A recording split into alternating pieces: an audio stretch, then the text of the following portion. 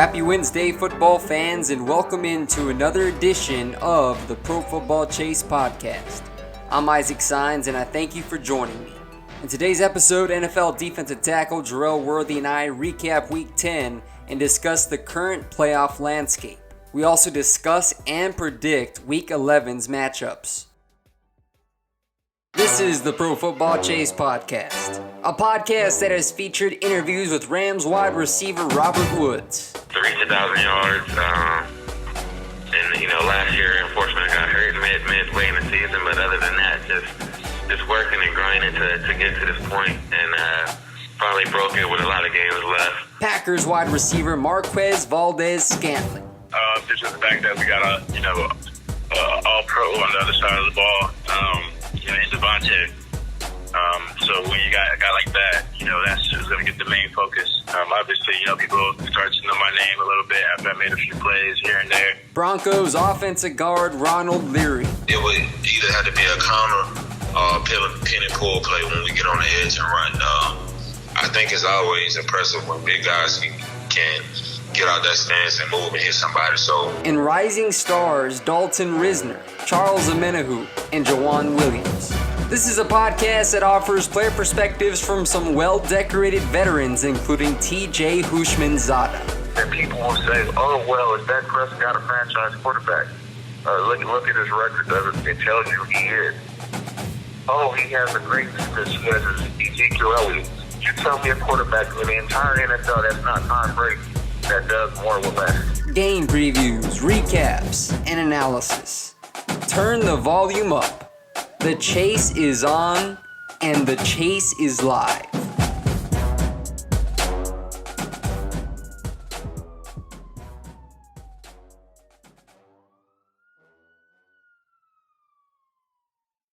Good afternoon, everybody. Welcome into the Pro Football Chase Podcast. Isaac David Sines here with my co-host Jerel Worthy, NFL defensive tackle. We are gearing up for Week 11 of the NFL season. Man, these weeks continue to fly by, and we continue to see some great matchups, including Monday night's battle between the NFC West foes, Niners and Seahawks. So, Jerel, how are you doing today, man?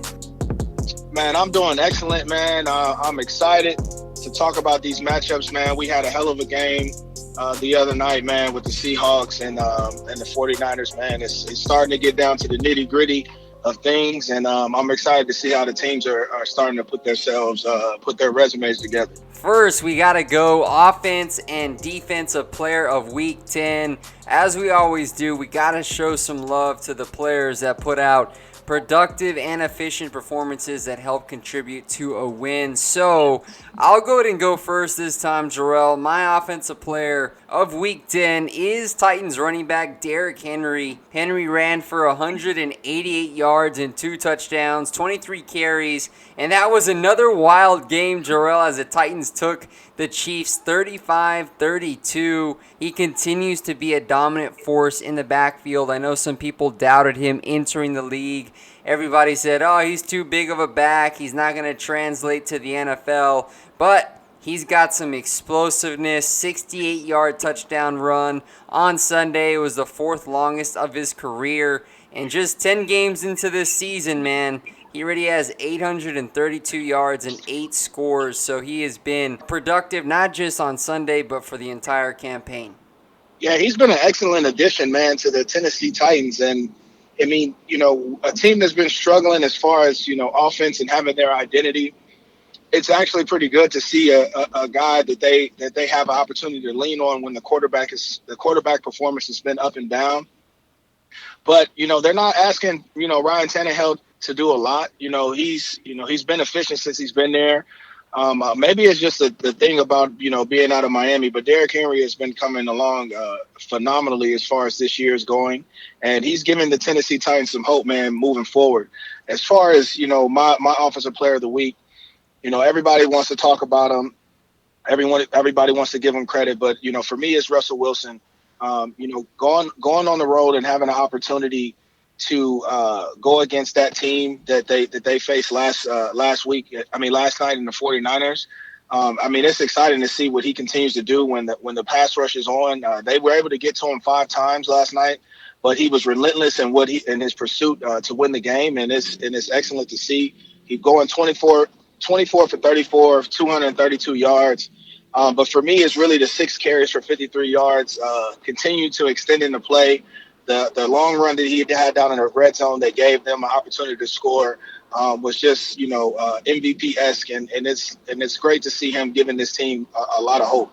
Yeah, Russell Wilson for sure. That guy is a magician with the ball in his hands, and it was great to see. It's like you almost knew once overtime came, Russell Wilson was going to get the job done and make some amazing throws on the run. So we're going to talk a little bit about him in that MVP race coming up here on today's podcast. But now, for the Defensive Player of Week 10, I know there's a couple of obvious choices, but I wanted to go ahead and go with Jamal Adams from the Jets just because he had been through some turbulence the last couple of weeks near the trade deadline as Joe Douglas reportedly fielded trade calls for him. And Adams, of course, took to the media and took exception to Douglas answering calls for him because he felt like he was above that level considering the caliber of player he views himself as. But Adams, he came out to play in the Battle of New York. I know that game wasn't necessarily the most exciting to watch per se due to the records that both sides have had, but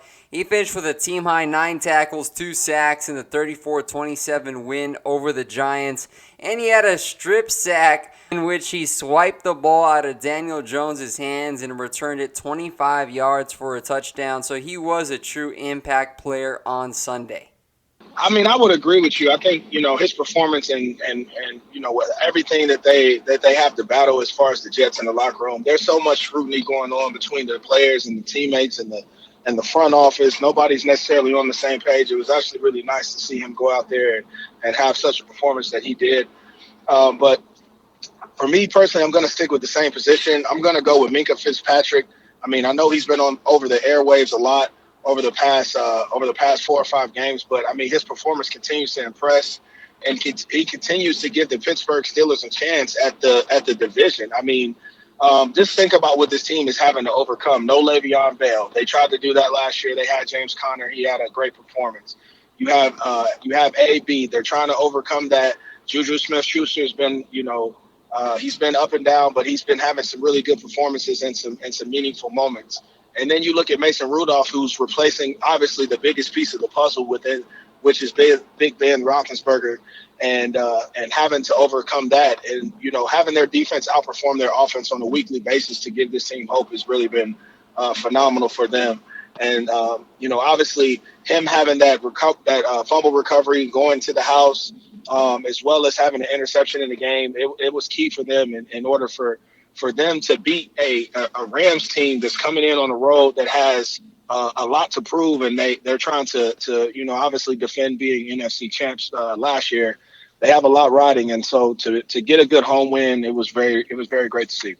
Yeah, Fitzpatrick, he has a clear nose for the football. He has been involved in 7 turnovers in as many games with the Steelers, including 4 interceptions and the fumble recovery in their past 3 games. So he also scored a touchdown for the 2nd consecutive game for the Steelers. So he has been a big-time game changer for that Pittsburgh defense. But now let's go to the under-the-radar player of Week 10, which I like this one the best because you get to talk about a player that kind of gets lost in the shuffle with a unique story. And so for me this week, Jerel, it's Titans defensive back Joshua Kalu, because I alluded to the Titans and Chiefs game, and Kalu was the one who got his hand on the ball and blocked it at the end off Harrison Butker's foot.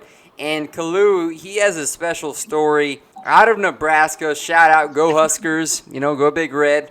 I know that program isn't doing too hot right now, but Kalu played there, and he was undrafted in 2018. He spent the first half of the season on injured reserve, and here he comes, man, off the edge. All it takes is one play, and that's what essentially won the game for the Titans. He said that he had timed the Chiefs' cadence, and so he knew that if he was able to time it perfectly, he would have a nice shot at blocking that attempt, and sure enough, he did. He was fulfilled with emotions after the game, and those are the type of stories you like to see. A player that has battled through some adversity, that's come into the league, that's had to battle for every rep and every opportunity. So Joshua Kalu is my under-the-radar player of Week 10. Yeah, shout out to Kalu, man. He's been coming along pretty nicely, and obviously, it's great to see guys come out the rough, and they put their talents on display, man, and because a lot of people don't understand how much work it takes to go week in and week out, and trying to perform at a high level, let alone trying to even crack the lineup, and so guys, need to kind of take this into consideration where it comes to guys, never giving up on their dreams and their situations, and they can always change for the better. And I think for me personally, uh, I have actually two players for the under the radar from the same team, and they're not necessarily getting as much credit as they should be. With Aaron Rodgers being the face of the team, and everybody wanted to talk about them. I remember Skip Bayless was talking about this a few weeks ago when Aaron Jones had to touch the performance that he had against Dallas. He's one of the under the radar players for me. And he talked about him being more important than Aaron Rodgers, and I'm starting to believe him, man. I know Skip Bayless normally says a lot of things that are kind of off the wall, but I'm starting to have a sense of agreement with him because of the consistency that Aaron Jones is continuing to play with, and the impact that he has on the game. Having 93 yards from just 13 carries, having a 3-touchdown performance last week to go against a team in Carolina whose defense has been looking phenomenal. They bring in a tough defensive line. You saw my guy Jerel McCoy in the play that he made on the goal line. You're going into the fourth quarter and you guys are battling your tails off, and to have a performance like that and make Aaron Rodgers necessarily look good, I think it's a testament to all the hard work that he's continued to put in this offseason and this season. And my other guy would be Preston Smith.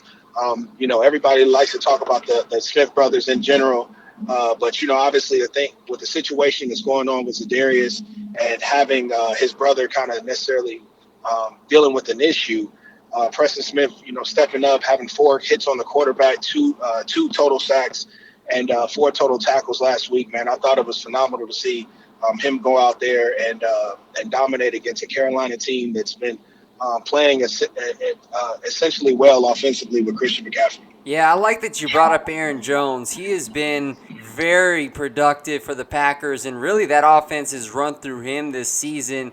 Last year, I know Packers fans were very irritated because they wouldn't get Aaron Jones the ball consistently with Mike McCarthy there at the helm. And so this year, with Matt LaFleur, their emphasis is to start on the ground with Aaron Jones and even Jamal Williams, who's a nice compliment. But Aaron Jones, what he's been able to do, not only rushing the ball, but catching the ball, which is what you alluded to. He deserves a lot of praise for being up there and what he's been able to accomplish in that offense along with Aaron Rodgers. And so we're going to go ahead and pivot now, Jerel, to that MVP race. And the thing is that a lot of people ask, well, why don't you talk about the MVP race more on your podcast? And I'm like, well, because it varies week to week. One week we can sit here and say, oh, it's Russell Wilson all the way. The next week, it's a great performance from Lamar Jackson. Everybody's saying, well, Lamar Jackson is now in the lead of the MVP. So I'll address it here and there. And so now is a good time to kind of give an idea of where you and I stand on the MVP race, Jerel. And so we talked about Russell Wilson earlier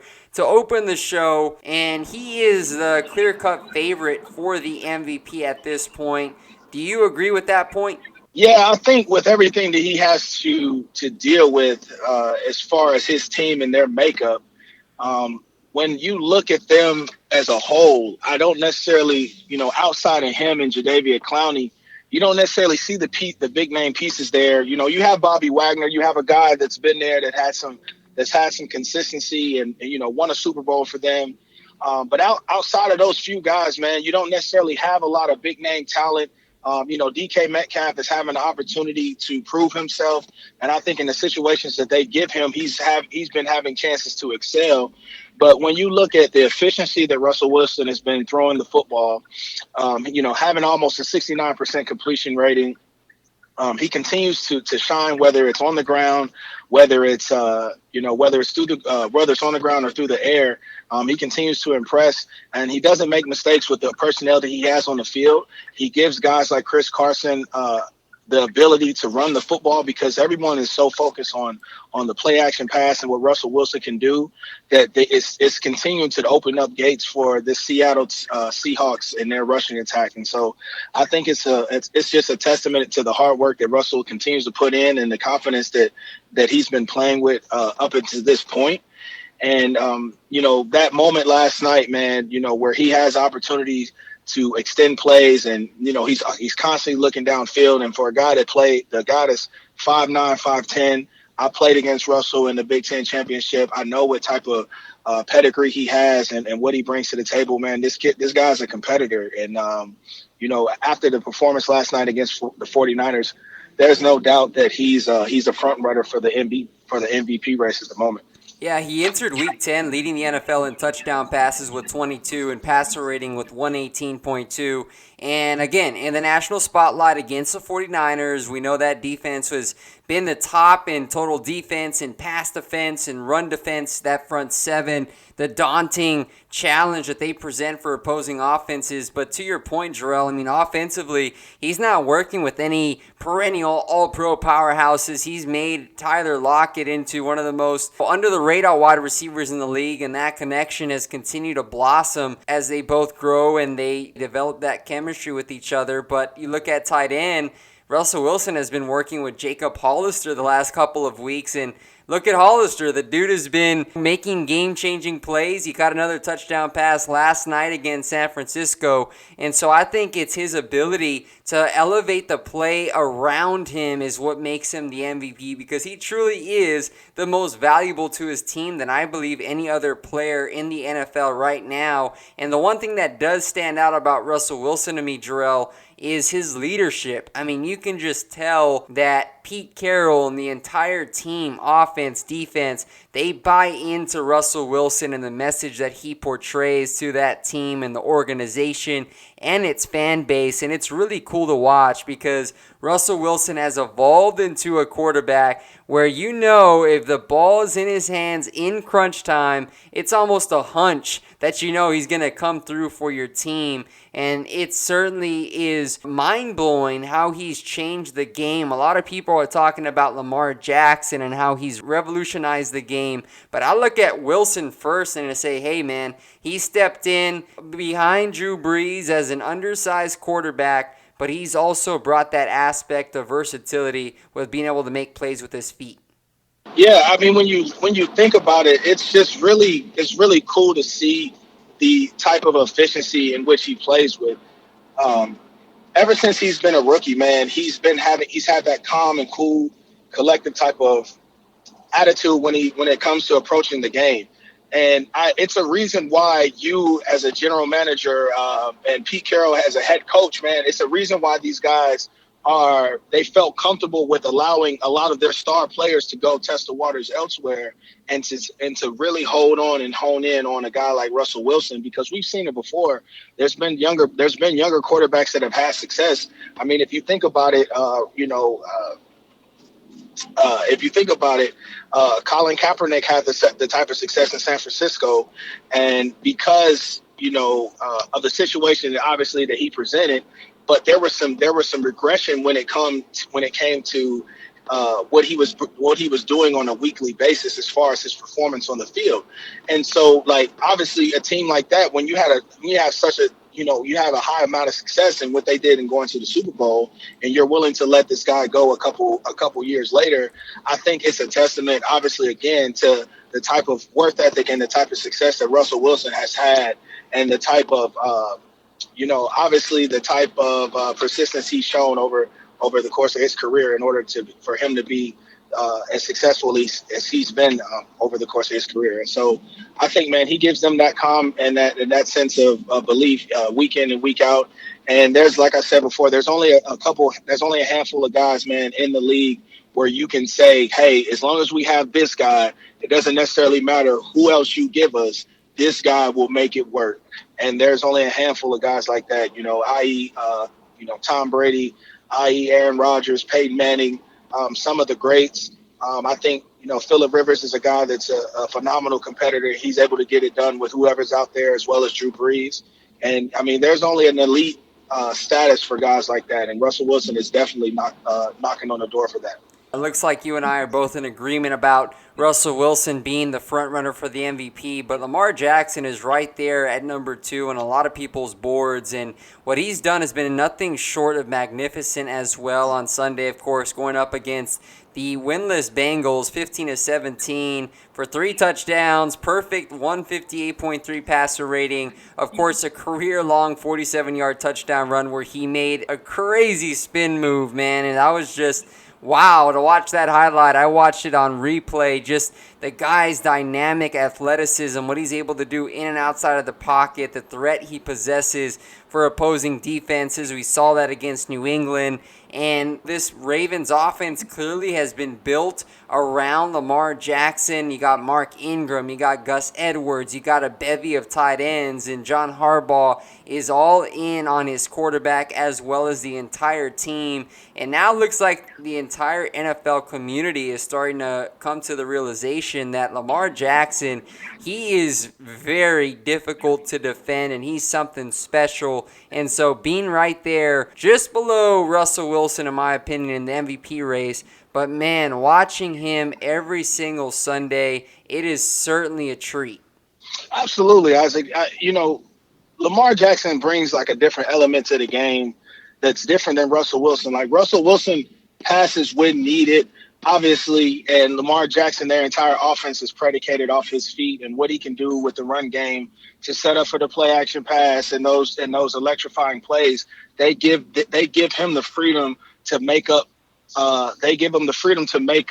Exciting runs and exciting plays on the fly. And so, I mean, that's what separates them too, man. And I think for me, what is going to come down to, his performance against New England, Bill Belichick.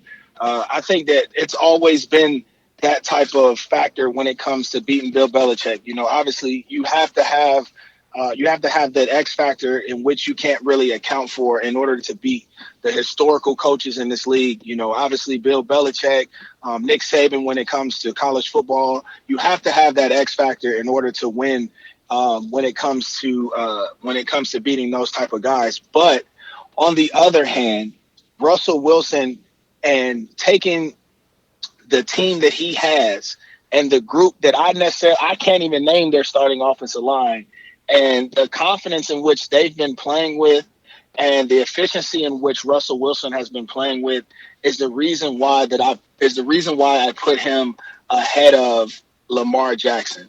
And it would be interesting to see Lamar Jackson, for me, in a playoff situation, beat Bill Belichick when the running game is not to your liking. When they have to be behind the chains and it has to be a 3rd and 11, 3rd and 12, and there's a spy on you and those type of situations, and the team is playing 2-man. Everybody is pressed, man. There's 2 guys standing over the top, and you have to make a play.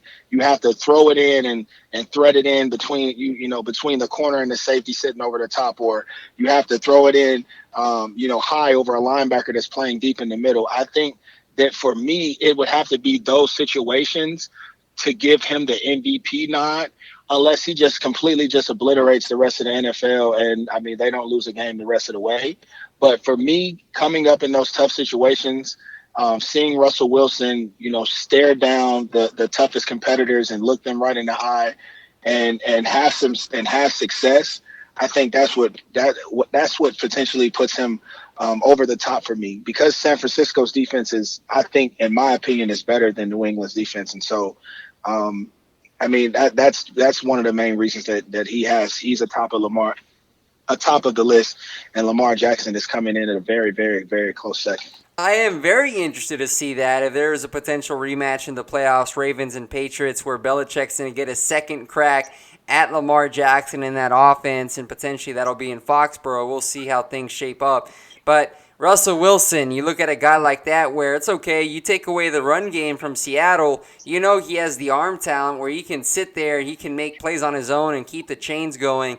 And another quarterback that I think has that similar trait that I wouldn't put him in the top 2, but I think he deserves to be in the conversation is Deshaun Watson from the Texans, where he's a guy that can come into a game and look at Houston. I mean, the guy's been running for his life the last 3 seasons. I know Houston, they put some money into their offensive line, obviously acquiring Laramie Tunsil for a haul of draft picks from the Dolphins. Yes. But Deshaun Watson, man, you watch him make some throws down the field. He's a gamer. He knows how to win on the big stage, going all the way back to Clemson when he knocked off Alabama for the national title. A guy like Watson, you can take him anywhere. You can take him on the road. You can take him in the playoffs. You can take him at home. And you have confidence that, while yes, he's going to throw some interceptions because he takes some risks down the field, but Deshaun Watson, I would want him. You know, of course, I would want Wilson first, but he's one of those quarterbacks in an upper echelon that I'd want with the ball in his hands late in the game. Yeah, I like Deshaun Watson's decision making. I think, you know, he is kind of a cross trend between Russell and Lamar Jackson. If you want to throw that out there, I think that, you know, the calmness he brings to the game is like a Russell Wilson type. He always kind of he likes to kind of stare down guys. And as far as the passing situation, and let things develop before he decides to take off. But when he does take off, I mean, there's not a lot of guys that have an opportunity to take him down in the open field. And, you know, he brings that element that's kind of like a Dante Culpepper or Donovan McNabb. Like those guys didn't always necessarily want to run, but when they did run, it was very exciting to see, and it was really for the benefit of their team. And so I think if they can continue to surround him with the right pieces, you know, I think for me personally, they have to get a dominant tight end in there to help open up things in the middle for their team offensively. I know they have a lot of deep threats on the outside, but I think for the Houston Texans, they have to continue to run the ball in Carlos Hyde because he's shown a lot of resilience this year and being able to overcome a lot of different things. But for me, the Houston Texans have to get some type of threat down the middle to continue to open up their offense. Yeah, and so there you have it. There's a couple of names: Russell Wilson, Lamar Jackson, Deshaun Watson. You see Christian McCaffrey's being mentioned in there, Dalvin Cook. And so that's where the MVP race is right now. It's mainly dominated by Russell Wilson and Lamar Jackson. So now we're going to move to a new segment called NFL Playoff Outlook, Trust or Bust. We're going to talk about some teams and about whether we believe can ultimately make it into the playoffs or if they're going to fizzle out down the stretch, with the first team being the Buffalo Bills, 6-3, second in the AFC East, trailing the Patriots by 2 games now after their loss to the Cleveland Browns. If the playoffs started today, they would be the 5th seed in the AFC playoffs. But they've been a really confusing team because their defense has been stout. But you look at their wins, it's come against the 2-7 Jets, the 2-8 Giants, the 0-9 Bengals, the 5-5 Titans, the 2-7 Dolphins, and the 1-8 Redskins, with their losses coming to the Patriots, Eagles, and the Browns on Sunday. So what is this team, Jerel, and are you trusting this team, or you think they're going to bust as this season goes on? I personally would love to trust this team. I think I'm going to trust this team. Knowing Sean McDermott, being in his locker room and knowing what he brings to the table as a coach, I know he's telling them not to smell their own roses. I know that he's having those players be humble and being grounded, and the loss last week didn't help a lot.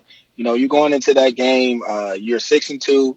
Everybody's believing in what you have going on, and you lose to a team in the Cleveland Browns, who essentially kicked a late game field goal. Your field goal you missed, and you let Baker Mayfield get back on track. Nick Chubb, who's had a great year so far, you let him bleed you dry for 20 carries and 116 yards, man. And I think, for me personally, they have to shore up their running game in order for me to be 100% believer in them. I personally would like to give them 80% as far as trust. So I'm going to say they have majority of my trust at the moment. But they have to shore up their rush defense, and they have to improve offensively when it comes to throwing the football.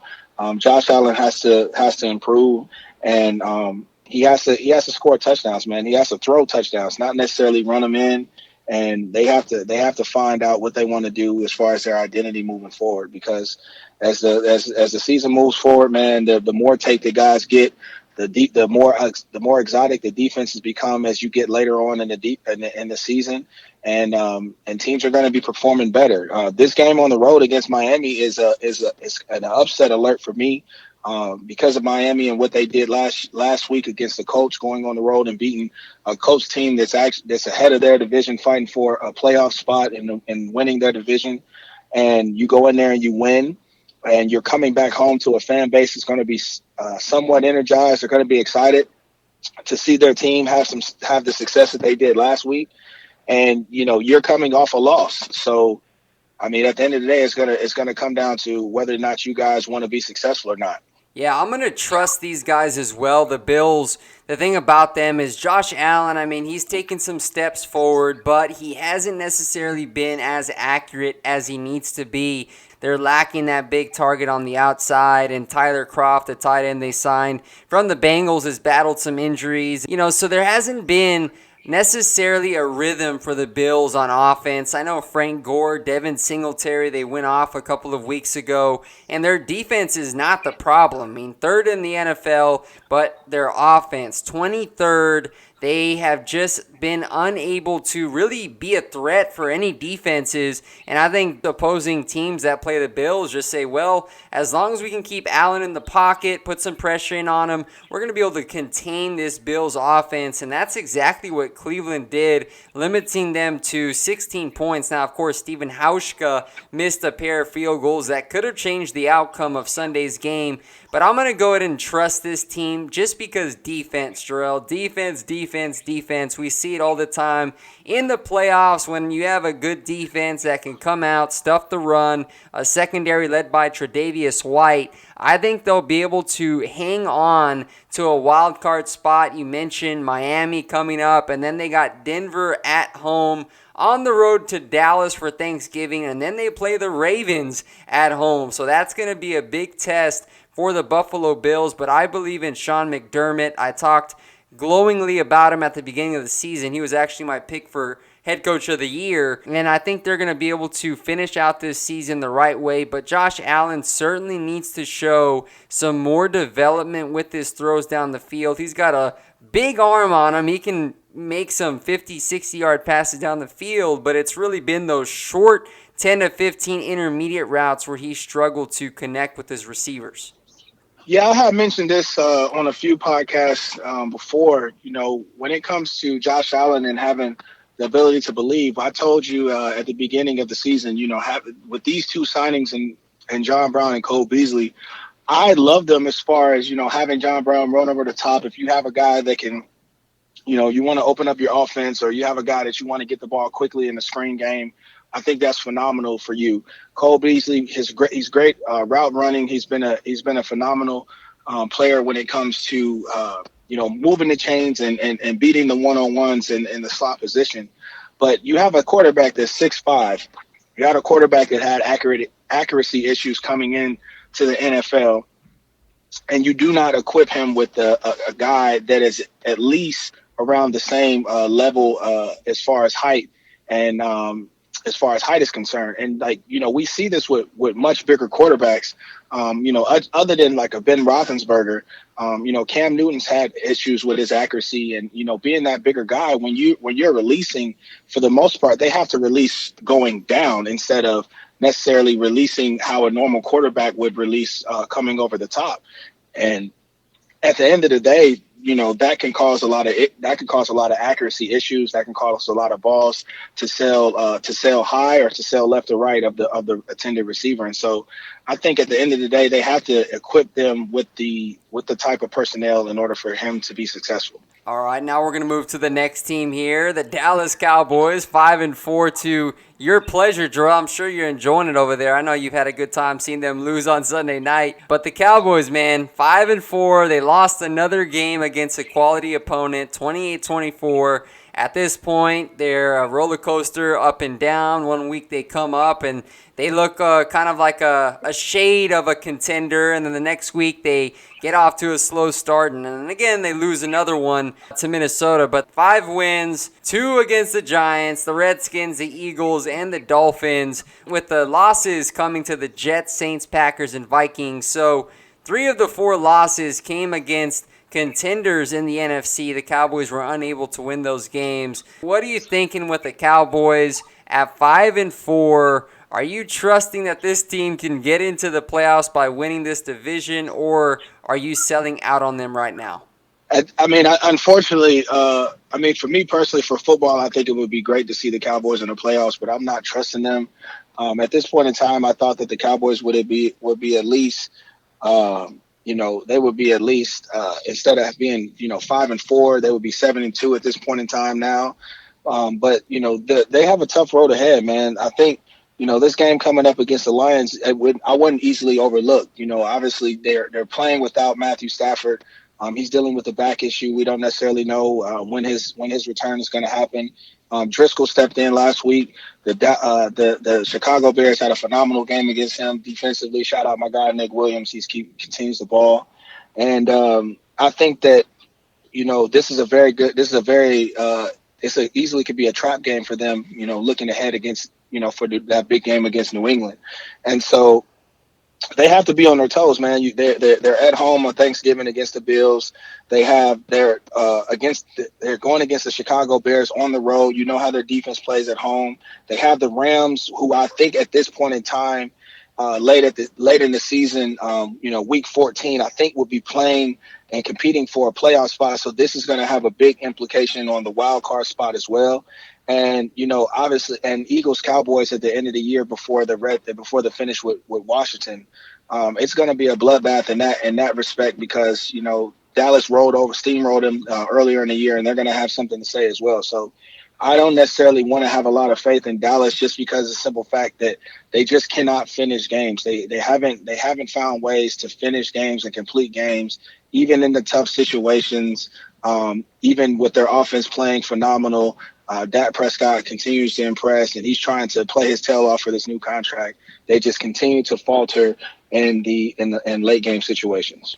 I don't trust them either, unfortunately. I think they're going to bust out. And the thing is that it's not the end of the world because the NFC East is such a bad division this year where the Eagles are 5-4. So the Cowboys are still very much alive in this. But, Jerel, the one thing that is troubling to me, and it's happening time and time again, it's poor coaching and a lack of execution, man. I mean, you look out there, the loss against the Vikings, right? Minnesota, they went into that game without Adam Thielen, Linval Joseph, their starting defensive tackle. Even at that, they found a way to formulate a game plan and be successful. Against the Green Bay Packers, they were without Devontae Adams when they played the Dallas Cowboys. The Cowboys still couldn't get the victory over Green Bay. In fact, they got slapped by the Packers at home. And this defense, man, they have not been able to be consistent as far as stopping the run. They couldn't stop Dalvin Cook, and they kept on hitting Dallas with the quick bubble screen to offset their pass rush. And it looked like Dallas never made the adjustment as the third and fourth quarters rolled on. And so that is very troubling because if you cannot stop the run on defense, we're going to see what happened to the Dallas Cowboys last year when they were ousted by the Rams in the playoffs, where C.J. Anderson and Gurley went off for over 100 yards. And so if you're unable to do that, I find it hard to believe that a team like Dallas, who has a tough schedule, and I know you talked about the Lions and then they got the Bears, but they also make a trip to Foxborough in New England in a couple of weeks against that Patriots team. So it's looking very difficult for this Dallas Cowboys team to rebound. And while I think they're going to get a couple of wins, I just can't see them making it into the playoffs, and certainly not as a wild card considering that NFC West division. Yeah, I would agree with you, man. It's a tough situation for them. They would have to be playing their best football down the stretch in order to be successful.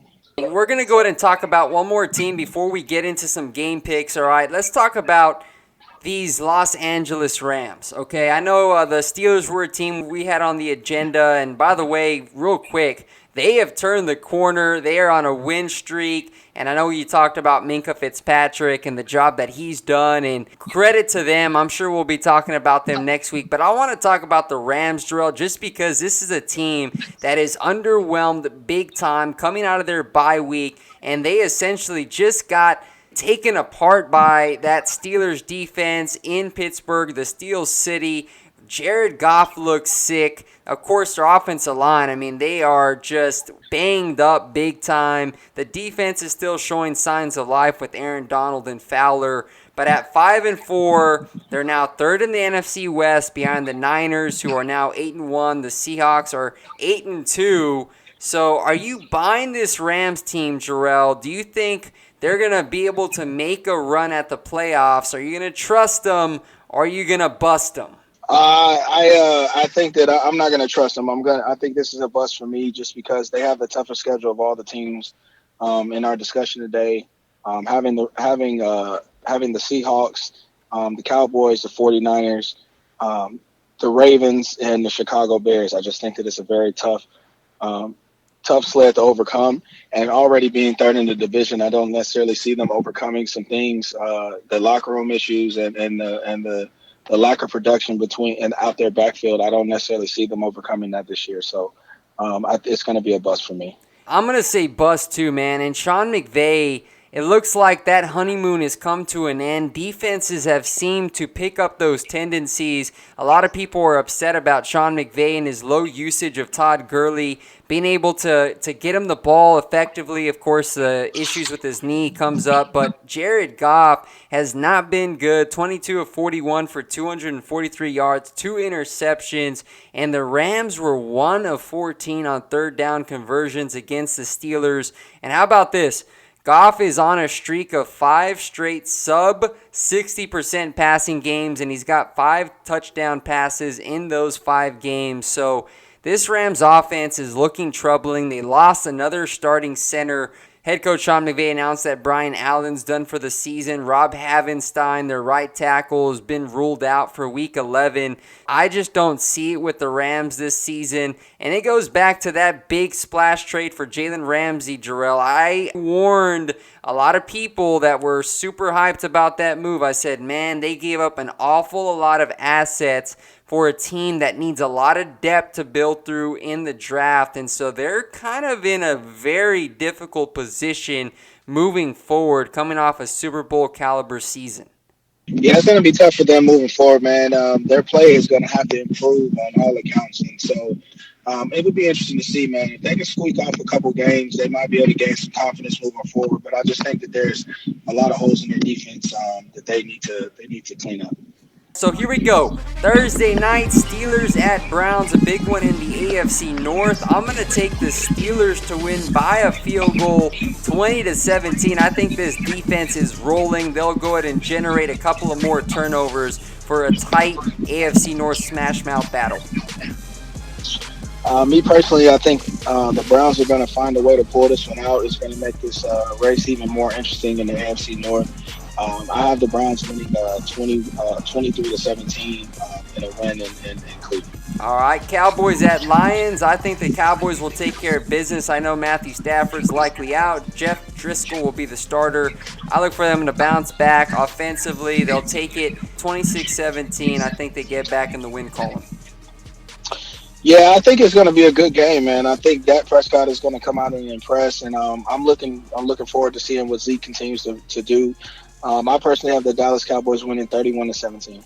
Jaguars at Colts. This is a big one in the AFC South. Colts coming off that loss to the Dolphins. Jaguars fresh out of a bye. I think Jacoby Brissett will be back, so I like Indianapolis to bounce back over Nick Foles, who, by the way, makes his return. But give me the Colts, 24-21. Man, I'm going to take Nick Foles. I have them winning 28-21 on the road, coming back debut. I think that he's going to rekindle that fire again, man, and have some opportunity to have some success. All right, Bills at Dolphins. You talked about this being a potential trap game for Josh Allen and company. However, I like the Bills' chances to get a win 27-16 over Ryan Fitzpatrick and the Dolphins. Yeah, I agree with you, man. I think that they have to find ways to score offensively, and the Dolphins and Fitzpatrick gave them a run for their money the first game, but I have the Bills winning this one in a score of 24-13. Broncos at Vikings. The Vikings coming off that big win over Dallas. I like for them to take care of business relatively easily. They're going to be facing Brandon Allen. A couple of turnovers by that Minnesota pass rush. 21-10 in a game where Dalvin Cook goes over 100 yards again. Yeah, I agree with you. I think the Vikings are starting to put some things together, and I think it's going to be a great game for them. I have them winning 26-18. Saints at Buccaneers. Man, the Saints taking an unexpected loss at home to the 1-7 Falcons. They're now going to go take on Jameis Winston and that red-hot Bucs offense. Man, I got to tell you what, I'm kind of tempted to go with the Tampa Bay Buccaneers in this one, but I'm going to give it to the Saints just because Tampa Bay's secondary has been atrocious. So give me Drew Brees, 34-28. Yeah, we actually have the same exact pick for this week as well as the score. I think it's going to be a high-scoring game as well. And I have Drew Brees and these guys recovering after a loss at home and, riding off the Atlanta Falcons. So I think that they're going to have an opportunity to bounce back. And then, the release of Vernon Hargreaves today doesn't help the Bucs essentially for this week either. So I have them winning 34-28 as well. Jets at Redskins, another lousy matchup considering the team's current standings. Give me the Redskins in a field goal affair, 16-13, as Dwayne Haskins gets his first victory as a starter. I'm actually going to go with the Jets, man, in a score of 23-10, man. I think the Jets are going to get some things rolling. It would be great to see Le'Veon go over 100 yards rushing. Falcons at Panthers. We got another NFC South matchup here. Falcons coming off a win. Panthers lost to Green Bay. They're back at home. I look for this to be tightly contested, although I'll give the edge to Christian McCaffrey in Carolina, 26-24 over Atlanta. Yeah, I think the Panthers are going to bounce back. I have them winning in the score of 34-13. I think they're going to dominate the Falcons, and their defense is going to get right back on track. Texans at Ravens. I wish this one was in the prime time. It's 1 p.m. Eastern time. This will be maybe a potential playoff matchup preview, but I like Baltimore. They'll be at home. This rushing attack has been exceptional, and Houston has struggled in that category, especially after the loss of J.J. Watt. I think Baltimore controls the time of possession and picks off Watson once or twice. 30-23 Ravens over the Texans. Yeah, I have Baltimore winning 27-17. I think it's going to be an electrifying game. I think Watson's going to put up a lot of points. I mean, a lot of stats, but doesn't lead to a lot of scores. Cardinals at 49ers. I have San Francisco bouncing back, winning 27-13 over Kyler Murray. I look for that defense to come out and play with some vengeance, getting back into that win column. Yeah, I got 49ers 33-10 over Arizona. Bengals at Raiders. I like Oakland to continue their surge, 31-17 over those winless Cincinnati Bengals. Yeah, I think Jacobs is going to go for over 200 yards rushing. I have them winning 28-10. I think it's going to be a dominant game. Patriots at Eagles, America's Game of the Week on Fox, and I actually am going to take those Eagles to get the job done at home, 24-20 over the New England Patriots. I think Carson Wentz finds enough plays down the field to go along with Jordan Howard in that rushing attack, and I like the Eagles to pull it out by 4 over the defending Super Bowl champs. Yeah, I have the Eagles winning in a close one, 20-14. All right, the last two matchups of Week 11, Bears at Rams, Sunday Night Football. I have the Rams winning 27-17 over the Bears. Just not enough offense from Mitchell Trubisky. Yeah, it's not going to look really good for Chicago, especially being on the road. I think their defense is going to travel, and I think it's going to be a closer game than what people think. But I have the Rams winning 20-13. Monday Night Football matchup in Mexico City, Chiefs at the Chargers. Give me Patrick Mahomes and the Chiefs, 35-23 over Phillip Rivers, who's been struggling this season. Yeah, I have the Chiefs winning 34-31. I personally think it's going to be an electrifying game. I think Phillip Rivers always finds ways to get up for this game. And you're not at home. You're in Mexico City, so I think you can have an opportunity to get up and have fans cheering for you. Well, there you have it. There is the Week 11 podcast here on the Pro Football Chase Podcast. I appreciate y'all listening in today. Looking forward to some more good matchups. So, Jerel, as always, bro, thanks for joining me. Absolutely, man. It's been a pleasure to talk about this stuff this week, man. I'm always excited to see what's going on. And like I said, man, we're getting into the meats and potatoes of the season now. And so it's going to be interesting to see how teams respond. All right, bro. Take it easy. God bless. Thanks, bro. You too.